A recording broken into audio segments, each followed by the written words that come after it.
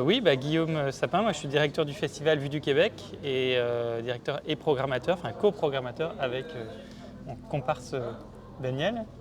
Moi, c'est Daniel Racine, je suis coprogrammateur et animateur du festival Le Vue du Québec. Et on va accompagner Carnaval et Le Dernier Repas, deux films, un qu'on a programmé l'année dernière, puis un qu'on programme cette année, qui est en compétition. Vue du Québec, c'est un festival de cinéma québécois. C'est le plus important festival de cinéma québécois en France en nombre d'invités. Cette année, on reçoit 25 invités. On a 102 films qui sont programmés. Donc c'est on va dire la place la plus importante pour voir du cinéma québécois pendant 6 jours à Florac. Là, cette année, c'est du 14 au 19 avril.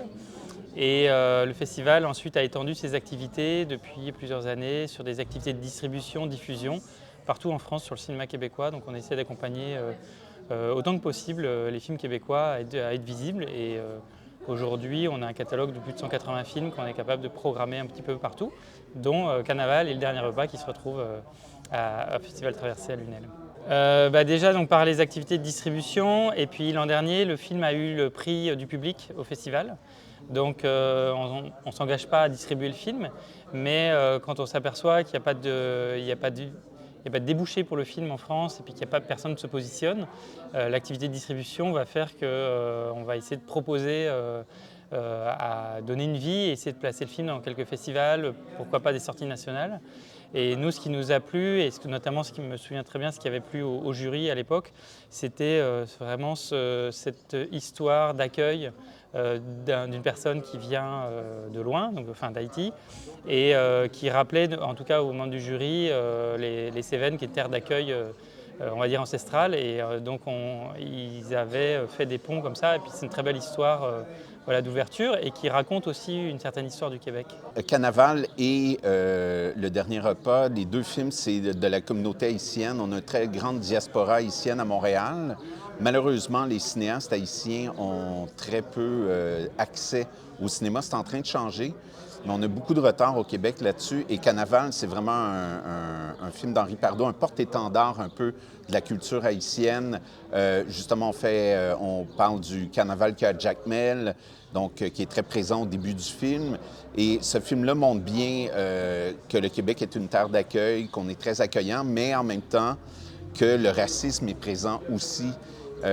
Donc le film réussit à bien naviguer dans ces deux eaux-là.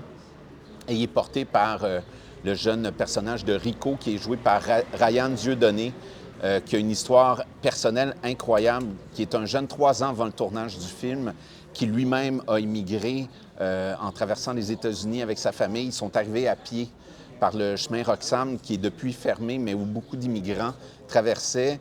Ils ne connaissaient pas le Québec, et 3 ans plus tard, il a remporté un prix important d'interprétation dans un festival au Québec, et il a été nommé au prix Écran canadien, qui sont un peu les Oscars canadiens, comme meilleur acteur, et il avait 9 ans.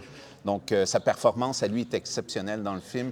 C'est un peu l'histoire du cinéaste, mais mélangée avec l'histoire de ses parents aussi. Donc, il s'est inspiré vraiment de sa famille proche pour raconter cette histoire-là et son arrivée à Montréal. Puis vous allez voir, il y a un visage tellement expressif. On a le goût de l'adopter. Je veux dire, il est incroyable, ce jeune acteur. Je suis sûr qu'il va avoir une belle carrière devant lui. Puis une époque, il y avait une émission qui s'appelait La course autour du monde, qui était une émission où on donnait des caméras à des jeunes qui partaient un peu partout sur la planète, et à la télévision, on voyait leurs reportages. Maryse Le Gagnère participait à cette course-là. Donc, elle a surtout commencé sa carrière en documentaire. Et ce film-là, ça lui a pris une dizaine d'années pour le faire. Elle le portait en elle, et ça se sent. C'est l'histoire sous la famille Duvalier, là, sous le régime Duvalier, et au moment où il y a eu beaucoup de torture. On est dans une des prisons, justement, de la famille Duvalier. Et il y a cet homme sur son lit d'hôpital qui raconte un peu cette histoire-là à sa fille, parce qu'ils ont une très mauvaise communication. Et ce qu'il y a d'intéressant, c'est qu'elle va lui amener des plats à l'hôpital, parce que, bon, on a toujours le cliché que la nourriture d'hôpital n'est pas très bonne. Donc, elle lui amène des plats qui lui évoquent beaucoup de souvenirs, et puis leur relation s'améliore et ils se rapprochent grâce à ça. Donc, c'est un film très touchant, très dur en même temps, qui réussit à bien balancer entre le côté l'histoire du passé et le présent. Très beau film aussi.